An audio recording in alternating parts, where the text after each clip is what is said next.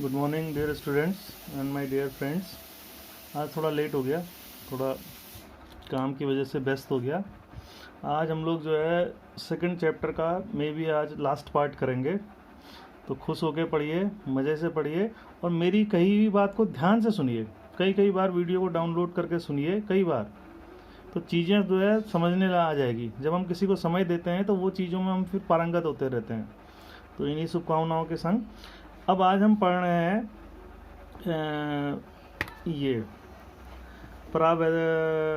Dielectric. इसको हिंदी में कहते हैं परावैद्युतांक। अब ये डाइलेक्ट्रिक हम क्यों लेके आ रहे हैं यहाँ पर कैपेसिटर वाले चैप्टर में, ये क्यों लेके आ रहे हैं, सोचो जरा सा। तो तुमने देखा होगा कि जो इलेक्ट्रॉनिक है, क्या ये इलेक्ट्रॉनिक कंपोनेंट है, इलेक्ट्रिकल कंपोनेंट है। पहले तुमने देखा होगा पंखे के रेगुलेटर बड़े बड़े आते थे, अब पंखे के रेगुलेटर छोटे हो गए हैं। तो इलेक्ट्रॉनिक इंडस्ट्री में या इलेक्ट्रिकल इंडस्ट्री में क्या है कि साइज़ बहुत मैटर करता है। साइज़ जितना छोटा हो, काम जितना ज़्यादा करे उतना अच्छा है।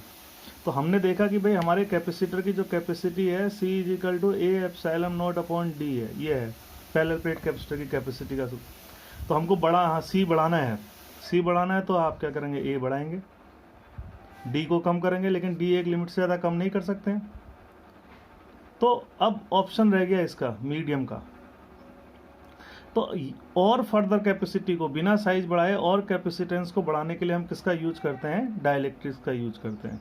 समझ में आ गया कि डाइलेक्ट्रिक के हम क्यों यूज करते हैं। कैपेसिटर का बिना साइज बढ़ाए उसकी कैपेसिटी को अगर हम बढ़ा पाएँ तो उसके लिए हम किसको यूज करते हैं, डाइलेक्ट्रिक को। तो डाइलेक्ट्रिक क्या होते हैं, सबसे पहले लिखोगे ये कुचालक होते हैं, जैसे मैं बोल रहा हूँ वैसे लिखना है, ये कुचालक होते हैं। इनमें मुक्त इलेक्ट्रॉन नहीं होते हैं, जो मुक्त इलेक्ट्रॉन है नहीं होते हैं। लेकिन ये क्या है, ये आपके अणु से बने होते हैं। तो कुचालक हो गए, कंडक्ट नहीं करेंगे, इलेक्ट्रॉन नहीं होते हैं, इंसुलेटर्स होते हैं। अब फिर हम इसको क्यों यूज कर रहे हैं, तो अब इसके लिए थोड़ा समझना पड़ेगा। ये दो प्रकार के होते हैं, कुचालक जो होते हैं ये दो प्रकार के होते हैं।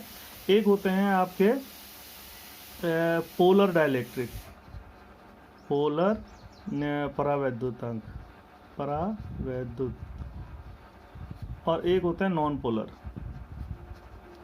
थोड़ा कहीं पर अगर इंग्लिश का सेंटेंस आएगा हिंदी में देख लेना, परावैद्युतांक। ठीक, अब ये क्या है इसको समझो जरा सा कि नॉन पोलर क्या होते हैं। जैसे मैं समझाता हूँ, जितने भी परमाणु होते हैं, ध्यान से समझना, ये एटम, ये सब नॉन पोलर होते हैं। क्या होता है परमाणु में, केंद्र में क्या होता है, नाभिक होता है, उसमें कैसा होता है, धनावेश। चारों ओर इलेक्ट्रॉन वितरित होते हैं तो उसमें कैसा होता है, ऋणावेश। तो एक समान रूप से वितरित हैं, तो जहाँ पर पॉजिटिव चार्ज है वहीं पर माइनस चार्ज है, इलेक्ट्रॉन की भी सेंटर आता है, सेंटर ऑफ ये आता है। तो इसका मतलब जहाँ पर प्लस चार्ज है वहीं पर माइनस चार्ज है। तो प्लस और माइनस है तो बराबर, लेकिन बीच में दूरी नहीं है। तो दूरी नहीं है तो वैद्युत द्विध्रुव आघूर्ण कितना होगा इसका, 0। तो ये नॉन पोलर हुआ। मतलब नॉन पोलर ऐसे परावैद्युतांक जिनमें वैद्युत द्विध्रुव आघूर्ण हमेशा कितना रहता है, 0 रहता है। अब एक बार और देखो, अब अणु का एग्जांपल लेते हैं। जैसे O2 ले लिया हमने, तो ये ऑक्सीजन का एक है, ये ऑक्सीजन का दूसरा है। O2 का एग्जांपल ले रहे हैं। इस वाले परमाणु का प्लस यहाँ पर है, माइनस भी यहीं पर है, तो इसका अपना डायपोल मोमेंट 0 है। इसका प्लस यहाँ पर है, इसका माइनस यहाँ पर है, तो इसका भी डायपोल मोमेंट 0 है। अब दो प्लस आए तो उनका जो सेंटर होगा वो यहाँ पर होगा, और माइनस का भी सेंटर यहाँ पर। तो फिर से पूरे का डायपोल मोमेंट फिर कितना हो गया, 0। तो ये अणु क्या कहलाएगा, आपका नॉन पोलर कहलाएगा। तो जिनका डायपोल मोमेंट 0 होता है उनको क्या कहते हैं, नॉन पोलर। और पोलर क्या होते हैं, जिनका अपना डायपोल मोमेंट होता है। अब इसका एग्जांपल क्या है, जैसे आपका H2 है, H2O का अपना डायपोल मोमेंट होता है। अब समझो इसे, H2O में क्या होता है, एक ऑक्सीजन और 2 हाइड्रोजन जुड़े होते हैं। ये 2 हाइड्रोजन है, ध्यान से समझना, ये पोलर का बता रहा हूँ। तो होता क्या कि जब इनके बीच में सहसंयोजक बंध बनते हैं, भाई एक इलेक्ट्रॉन इसने दिया, एक इलेक्ट्रॉन इसने दिया, तो इसकी जो इलेक्ट्रोनेगेटिविटी होती है, ऋण आवेश को अपने पास रखने की ताकत वो ज़्यादा होती है। तो ये थोड़ा अपनी ओर खिसका लेता है, तो इसमें माइनस आवेश आ जाता है, और इसमें कैसा आवेश आ जाता है, प्लस, ये प्लस। तो एक डायपोल आपका ये बन गया, माइनस से प्लस, और एक डायपोल ये बन गया। मतलब एक डायपोल मोमेंट इसके कारण, एक इसके कारण, बीच का कोण हमें पता है तो हम इसका कुल डायपोल मोमेंट निकाल सकते हैं। तो इसमें P ≠ 0। तो समझ में आ गया, परावैद्युतांक कुछ अलग होते हैं और ये दो प्रकार के होते हैं, पोलर परावैद्युतांक और नॉन पोलर परावैद्युतांक। नॉन पोलर जिनका डायपोल मोमेंट शून्य होता है, पोलर जिनका डायपोल मोमेंट शून्य नहीं होता। ये इसके उदाहरण हो गए। O2 इसका दे दिया, H2 इसका दे दिया। अब हमारे काम की चीज़ ये है, अब हमारे काम की चीज़ जो है नॉन पोलर है, ठीक है। अब नॉन पोलर का क्या है काम की चीज़ कि हम यहाँ पर ये अब नेक्स्ट सेटिंग जो डालोगे कि परावैद्युतांक वैद्युत क्षेत्र में, वैद्युत क्षेत्र में, तो इसको पूरा जो लिखना है वो बिल्कुल चित्र के माध्यम से आप समझा सकते हो कि माना कोई परावैद्युतांक है और कभी कोई वैद्युत क्षेत्र नहीं है, जैसे E कितना है यहाँ पर 0, तो ये इसके अणु होंगे और ये अणु जो है रैंडम मतलब होते हैं। रैंडम का मतलब होता है कि जैसे इसका डायपोल मोमेंट इधर को है, इसका डायपोल मोमेंट इधर को है, इसका डायपोल मोमेंट इधर को है, इसका डायपोल मोमेंट इधर को। ये डायपोल का मतलब वही द्विध्रुव आघूर्ण, ये इसका डायपोल मोमेंट यहाँ पर, अभी वैद्युत क्षेत्र नहीं है ये ऐसे। तो अगर हम इसको जोड़ेंगे सब तो नेट डायपोल मोमेंट कितना आ जाएगा, 0 आ जाएगा।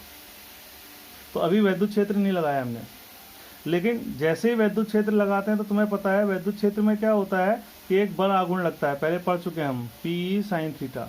ये तो ये बल आघूर्ण क्या करता है, द्विध्रुव को अपनी डायरेक्शन में अलाइन करने की, अपने अनुदिश करने की कोशिश करता है। ऐसे तुमने लिखना भी है, पहले इसके बारे में लिख दिया। अब हमने माने जाए ये जैसे एक संधारित्र की प्लेटें हैं, इसमें धन आवेश है, इसमें ऋण आवेश है, तो ये हमने यहाँ पर डाइलेक्ट्रिक डाल दिया। तो वैद्युत क्षेत्र कहाँ को है, इधर को। तो ये क्या करेगा, डायपोल को घुमाएगा, ये डायपोल को, तो सारे जो हैं लगभग एक ही दिशा में आ जाएंगे। अब वो निर्भर करेगा कि आपका वैद्युत क्षेत्र कितना बड़ा है, जितना स्ट्रांग होगा उतना ये एक दिशा में आगे। अब इसका P0 नहीं है क्योंकि सब एक दिशा में आगे जुड़ गए, तो P is not equal to 0। इसका मतलब यहाँ पर इसके पास द्विध्रुव आघूर्ण आ गया, यहाँ पर द्विध्रुव आघूर्ण नहीं था, वैद्युत क्षेत्र लगाने के बाद आ गया। तो इसको कहते हैं पोलराइजेशन, ध्रुवीकरण। सब एक तरफ एक जैसे हो गए। ध्रुवीकरण का मतलब होता है सब एक मत हो जाना, तो सब एक डायरेक्शन में हो गए। तो अब इसके अंदर क्या बन गया है, इसका क्या आ गया, डायपोल मोमेंट। तो हमें क्या फ़ायदा हुआ इस डायपोल मोमेंट से, हुआ ये कि ये वाली साइड तो माइनस की आ जाएगी, क्योंकि जब डायपोल घूमेगा ऐसे तो माइनस की साइड प्लस वाला सिरा जाएगा और प्लस की साइड कौन सा सिरा जाएगा, माइनस वाला ही। और ये साइड कैसी हो गई, प्लस वाली। ये अब उससे क्या हुआ कि एक इंटरनल इलेक्ट्रिक फील्ड बन गया, ये इंटरनल इलेक्ट्रिक फील्ड बन गया। ये बाहरी था एक्सटर्नल, और E0 कर देते हैं इसको, और ये इंटरनल। तो इसका मतलब है कि आपके इसके अंदर कुल इलेक्ट्रिक फील्ड कितना हो जाएगा, तो एक तो आपका एक्सटर्नल था E0 माइनस कौन सा हो जाएगा, E इंटरनल। ये तो डाइलेक्ट्रिक का क्या प्रभाव पड़ा कि जो आपका वैद्युत क्षेत्र उत्पन्न हो रहा था वो उतना नहीं होगा, पहले से क्या होगा, कम उत्पन्न होगा। तो तुम्हारे कोर्स में पूरी डिटेल में नहीं है, तुम्हें बस ये ध्यान रखना है कि वैद्युत क्षेत्र जो है K टाइम्स कम हो जाएगा। अगर मान लीजिए बिना परावैद्युतांक के E0 था तो परावैद्युतांक डाल के कितने टाइम हो जाएगा, K। और K क्या है यहाँ पर, परावैद्युतांक नियतांक, डाइलेक्ट्रिक कांस्टेंट। जैसे मैंने बताया था पानी के लिए कितना होता है 81, मेटल के लिए कितना होता है इन्फाइनाइट, ये पूछा जाता है बेटा, और वैक्यूम के लिए कितना होता है 1 होता है। तो कहने का मतलब है कि हमारा जो था डाइलेक्ट्रिक डालने से वो वैद्युत क्षेत्र कम हो गया। अब V इजिकल टू क्या होता है, E इंटू डी, तो E कम हो गया आपका, तो विभवांतर भी उसी आवेश पर, उतना ही आवेश डालने पे विभवांतर पहले से क्या हो जाएगा, कम हो जाएगा। कितने टाइम्स कम हो जाएगा आपका, K टाइम्स कम हो जाएगा। तो C इजिकल टू क्या होता है, Q अपॉन V, तो ये K टाइम्स कम हो रहा है, तो कैपेसिटी K टाइम्स क्या हो जाएगी, बढ़ जाएगी जब हम उसको पूरा भर देंगे। तो मैंने तुम्हें यहाँ पर समझाया कि परावैद्युतांक डाल के हम क्या कर सकते हैं, बिना साइज बढ़ाए कैपेसिटी को और बढ़ा सकते हैं। तो अब मैं यहाँ पर एक फॉर्मूला डेरिवेशन कर रहा हूँ जिसमें हम परावैद्युतांक लेंगे। जैसे ये है समांतर प्लेट संधारित्र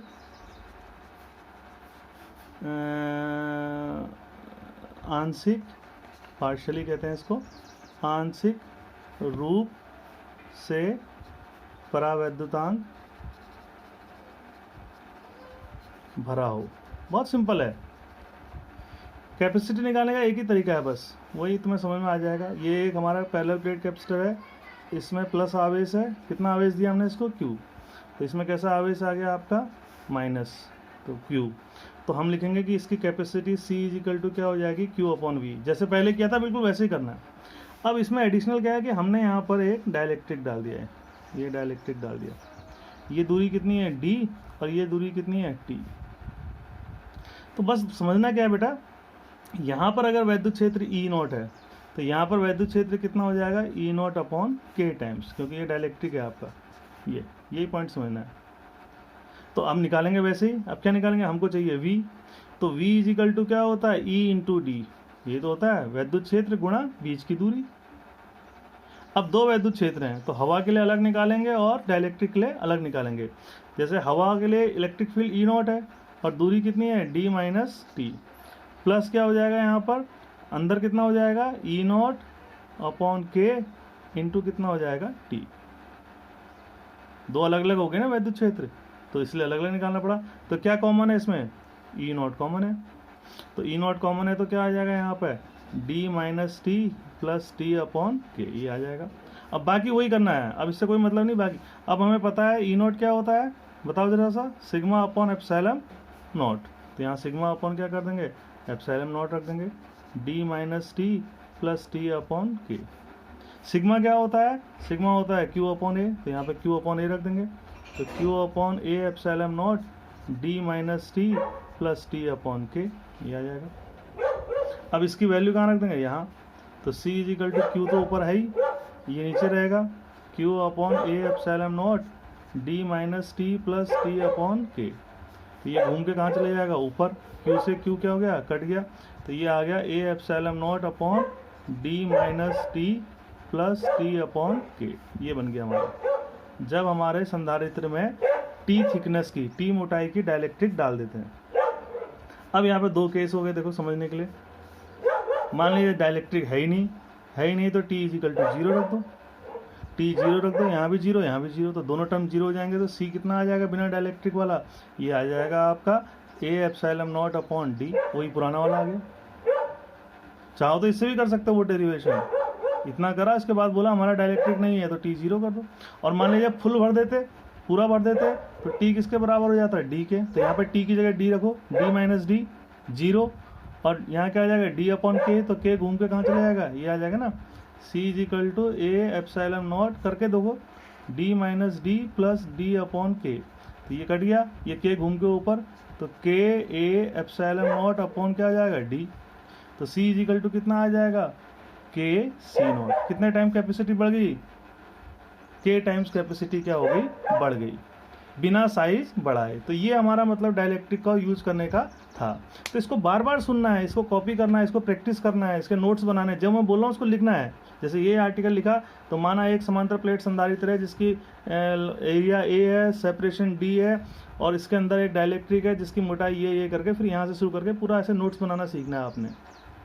ठीक, चेंजेज आ रहे हैं, पढ़ाई की पद्धति में भी चेंजेज आ रहा है, तो आपको अपने हिसाब से ही बदलना पड़ेगा, नहीं तो बहुत पीछे रह जाओगे।